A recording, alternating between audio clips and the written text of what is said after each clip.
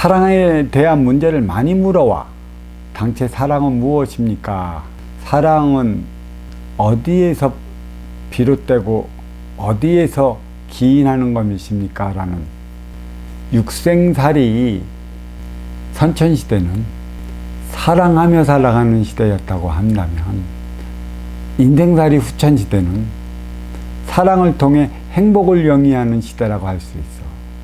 그래서 진정한 사랑을 행복으로 영위시키고자 한다면 육생량으로 만나 정신량으로 하나 되어 나가는데, 과연 육생량, 육생문명, 육생물질은 아는데 정신량, 정신문명, 정신물질이 무엇인지 몰라. 정신은 물질이 아니야. 무형의 차원의 하나의 기운이고 지혜이고 에너지 차원의 마음인 것이지, 너를 위할 때만 쓰이는 지혜의 차원인 것이야. 사랑은 행복을 위해 하기 때문에, 사랑을 한다 하나 행복하지 못하면 사랑하는 행위에 문제가 있으니 사랑 그 자체를 반드시 뒤돌아봐야 하는 거야. 사랑은 철저히 이기적인 행위에서 비롯되는 것이거든. 그래서 사랑은 누구나 할 수 있으나 행복은 누구나 영위할 수 없어. 그만큼 이기적인 차원, 또 내 욕심의 차원, 내 부족함을 채우고자 하는, 나의 못다한 것을 너에게 기대하는 기대 심리 등등에 비롯되는 그 감정의 소산물이라고 할 수 있지. 자, 어느 장소든 간에 이롭지 않은 장소에 가려야 할까? 또 내가 너한테 이롭지 않은데 네가 나한테 이로울 거라 생각할까? 어떤 곳이든 나 또한 이로울까 싶은 장소가 있으면 가보려 하는 것이고, 이롭지 않다 하면 안 가잖아. 이로울까 싶을 때나 가는 것이고, 이롭지 않은 장소에는 가려조차 하지 않아. 생각조차 하지 않는다고 할 것이야. 하지만 나한테 뭔가가 이로울 듯 싶고, 나한테 그 부족한 무언가가 채워질 것 같은 그러한 장소라든가 그러한 만남이 있다면 두 발 두 손 걷고 찾아가. 내 아쉬움을 채울 때 비로소 나의 육생의 삶은 빛이 나는 것이거든. 육생의 삶을 빛내는 이유는 한 가지야. 너를 위해 살아가기 위한 것에 있지, 내 자신을 뽐내려 하는 것에 있지 않아. 내 자신을 뽐내는 것은 타고난 육생의 기본금 사주에 국한되어 있기 때문에, 네가 그 받아왔으니 뽐내고, 받아왔으니 잘생기고, 받아왔으니 노래 잘하고, 받아왔으니 잘 사는 거고, 받아왔으니 그 연기 잘하는 거고, 받아왔으니 잘생긴 것이지, 받아오지 않은데 무엇을 어떻게 할 것이야. 누구는 그대만큼 노력 안 하나? 받아온 질량이 그대보다 적고, 받아온 질량이 그대보다 못 미쳐 아쉬운 자로서 살아가는 것이고, 또 너는 나보다 더 받아왔으니 이로운 자로 살아가는 거 아니겠어? 그래서 아쉬운 자가 이로운 자를 찾아가는 것이듯, 이로운 자는 그 아쉬워 찾아온 자에게 그 아쉬움을 채워줄 때 비로소 이로운 자의 행위를 다하는 거야. 어떤 만남이든 내 이로운 곳을 찾아가는 것이고, 나의 아쉬운 곳을 채워줄 수 있는 곳을 찾아가는 것인데, 혹여 이롭지 않은 곳이라 할지언정 나한테 이롭지 않을까 싶어 찾아가는 경우도 많지.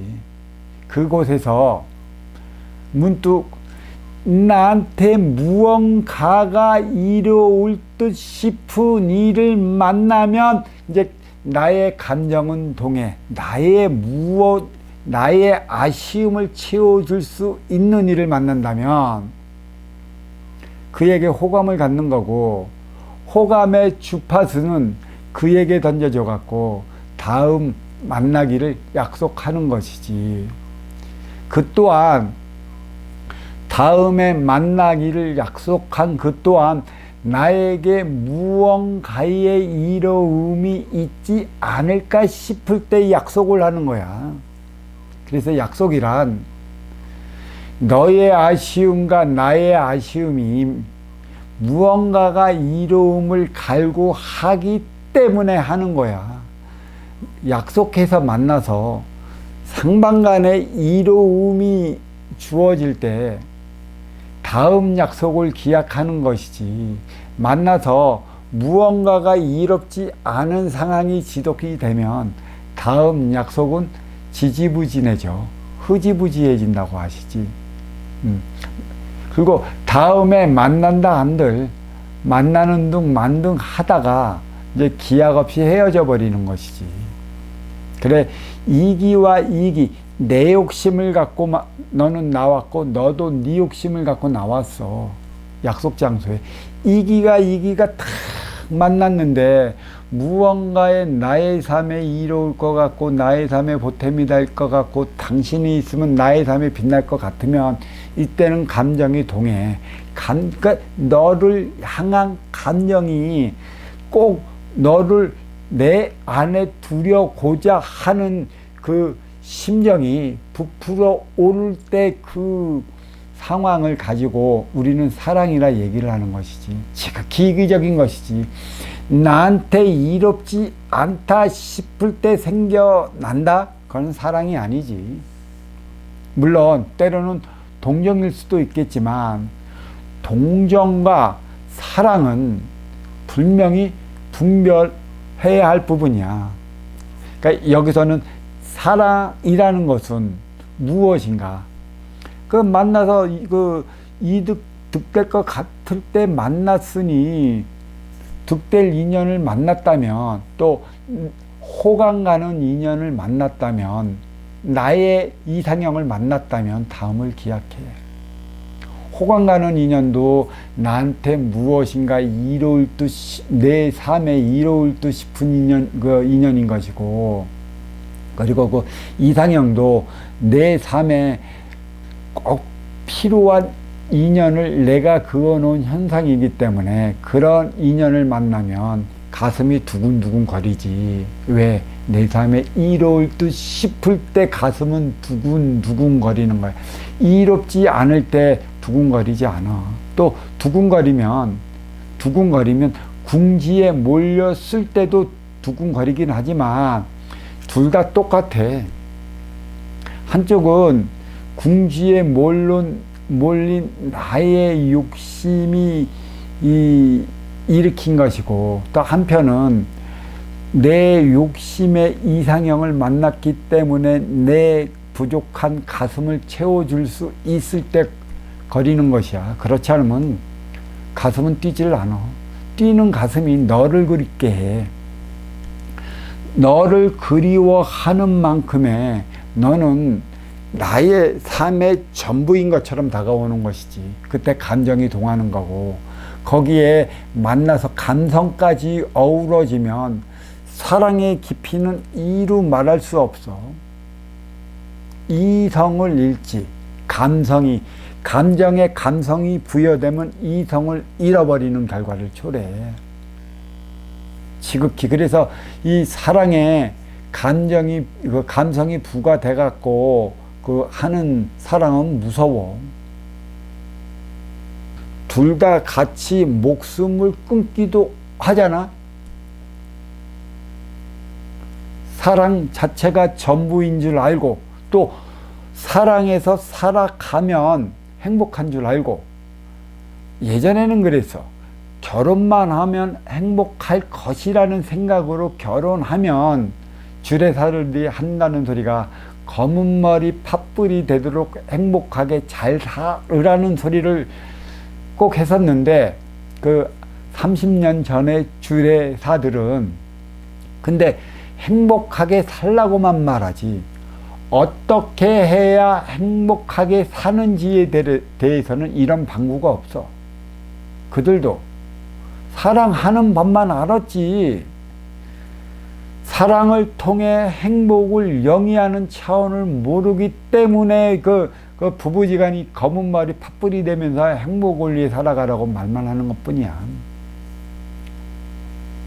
그렇게 너와 내가 사랑이 무르익을 때 너의 그리움은 하루 종일 내 가슴에 또 내 생각에 내 심장 깊이 다가오는 거야. 그러니까 삶의 활력이 되는 것이지. 그러니까 그랑 헤어지고 나서도 헤어지는 그 순간에도 이로울 듯 싶은 나의 사랑하는 님을 가슴속에 그리니 어찌 하루가 즐겁지 않고 또 벌어지는 매 순간 사랑이 즐겁지 않을 수가 있겠어. 그 순간에 그 기쁨을 또 약간 만끽하게 되는 게 행복이지. 꿈 같은 시간들이지. 사랑은 그로 인해 비롯되는 것이지. 너라는 이기와 나라는 이기가 만나 득달성 싶을 때 생겨나는 게 사랑이고, 그러다가 그 만남이 잦아지잖아.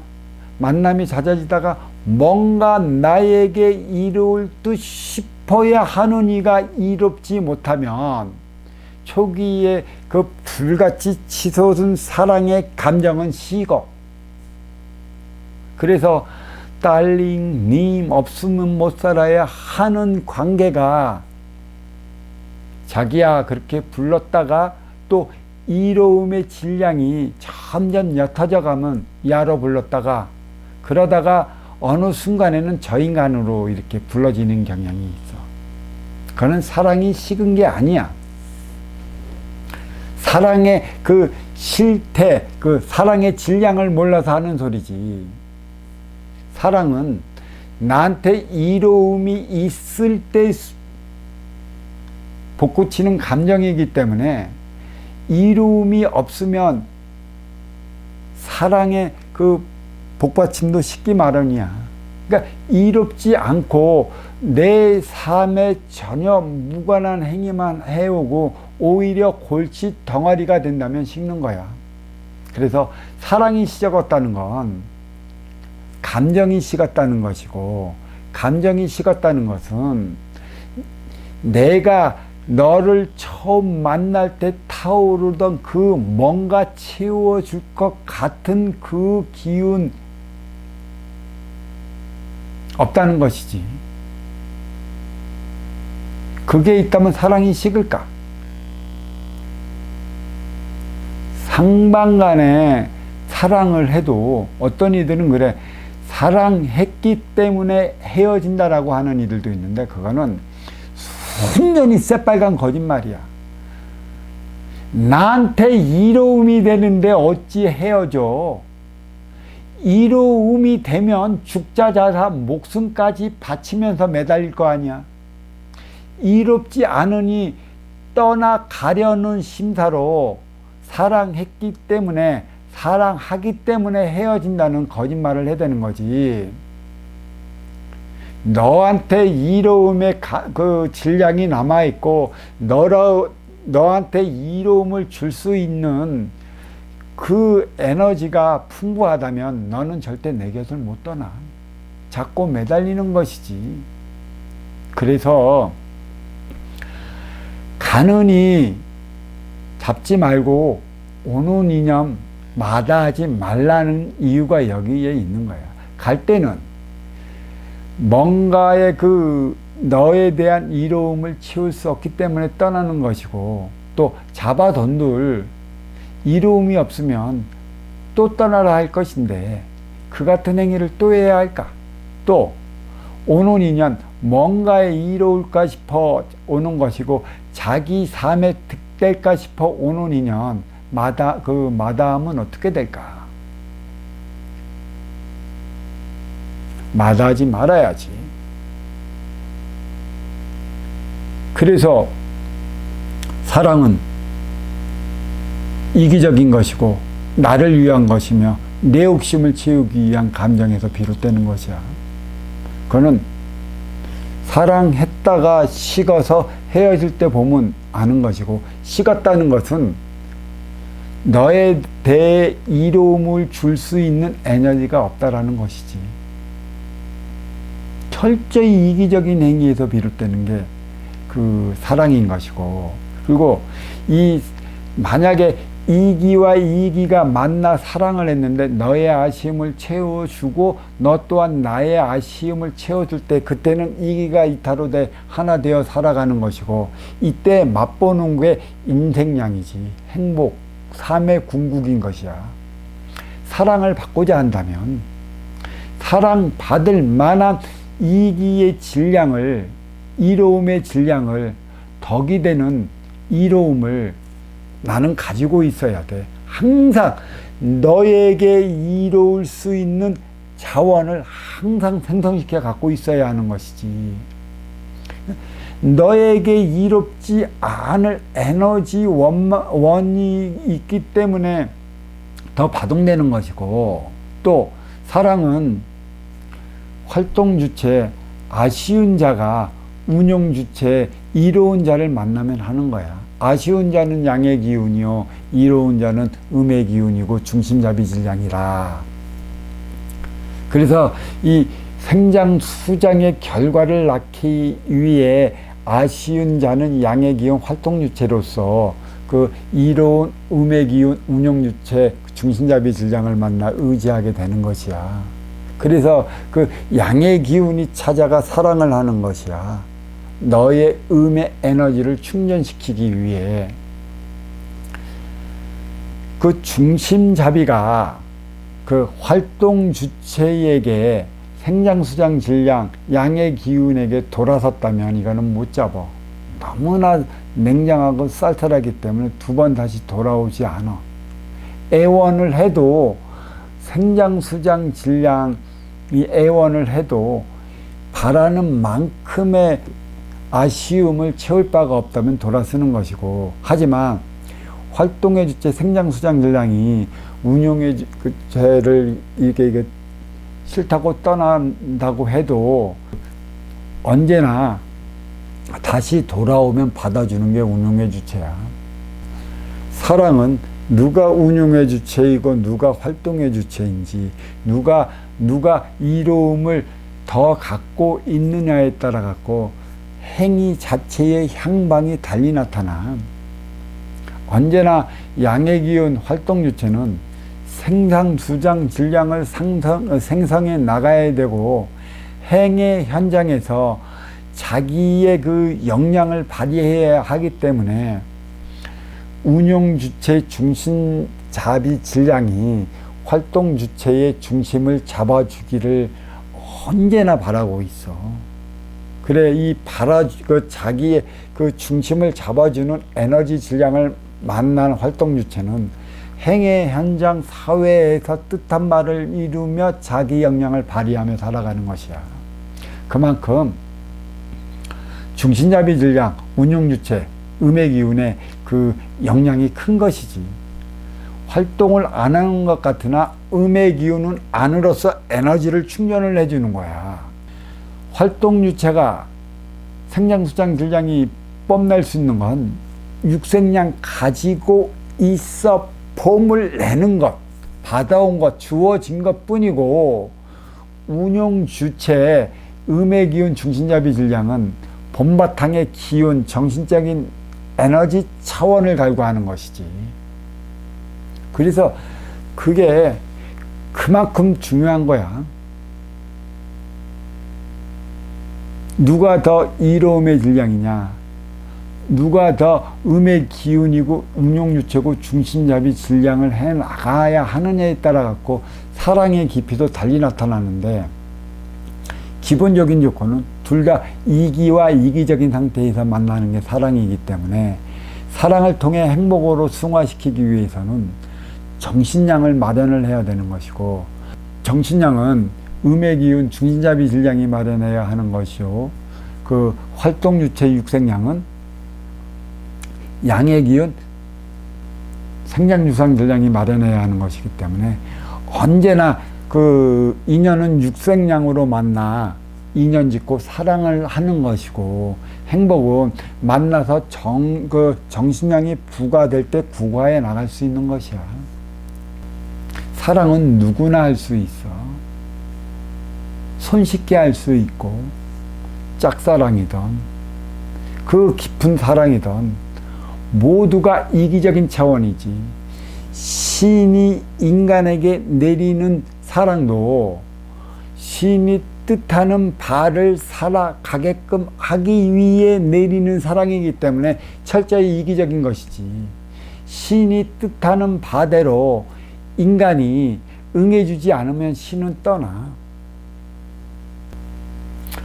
부모 자식 관계 천륜지간의 사랑도 똑같아.